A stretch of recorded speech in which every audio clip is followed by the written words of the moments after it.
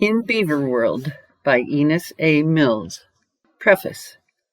This book is the result of beaver studies which cover a period of 27 years.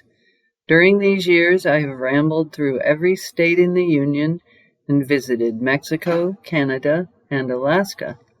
In the course of these rambles, notice was taken of trees, birds, flowers, glaciers, and bears, and studious attention devoted to the beaver. No opportunity for beaver study was missed, and many a long journey was made for the purpose of investigating the conditions in live colonies or in making measurements in the ruins of old ones. These investigations were made during every season of the year, and often a week was spent in one colony. I have seen beaver at work scores of times, and on a few occasions dozens at one time. Beavers have been my neighbors since I was a boy. At any time during the past 25 years, I could go from my cabin on the slope of Long's Peak, Colorado, to a number of colonies within 15 minutes. Studies were carried on in these nearby colonies in spring, summer, autumn, and winter.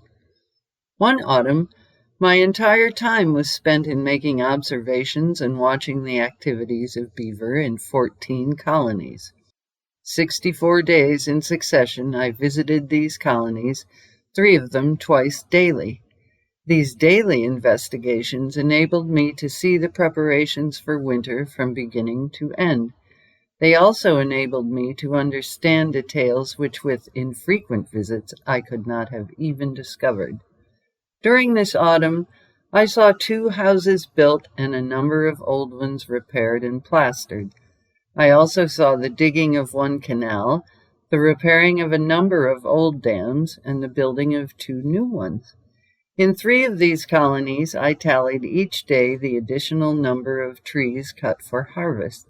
I saw many trees felled and noted the manner in which they were moved by land and floated by water. The greater number of the papers in this book were written especially for it. Parts of the others have been used in my books Wildlife on the Rockies and The Spell of the Rockies. The Beaver's Engineering appeared in the Saturday Evening Post, and I am indebted to McClure's for permission to use Beaver Pioneers. Beaver works are of economical and educational value, beside adding a charm to the wilds. The beaver is a persistent practicer of conservation and should not perish from the hills and mountains of our land. Altogether, the beaver has so many interesting ways, is so useful, skillful, practical, and picturesque that his life and his deeds deserve a larger place in literature and in our hearts.